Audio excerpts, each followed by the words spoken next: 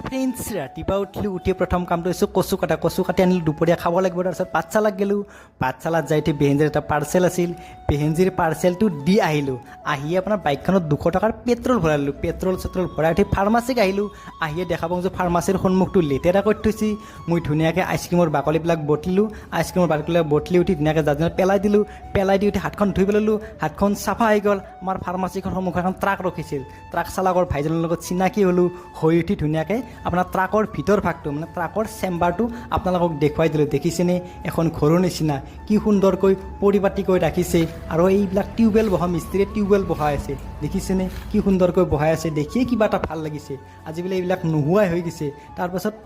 আমাৰ লগৰ এটা ফ্ৰিজ ল'ব বোলে ফ্ৰিজৰ দোকানত গ'লোঁ ধুনীয়াকৈ ফ্ৰিজটো ল'লোঁ ফ্ৰিজটো লোৱাৰ পিছত আমাৰ ঠাণ্ডা খাব দিলাক ঠাণ্ডা খালোঁ ঠাণ্ডা খাই উঠি ধুনীয়াকৈ ফ্ৰিজটো আপোনাৰ গাড়ীত বজাই দিলোঁ গাড়ীত বজাই দি উঠি ফাৰ্মাচীত আহিলোঁ আৰু ৰাজুৰ লগত ঠাণ্ডা খালোঁ এইটো মিনি ব্লগ থেংক ইউ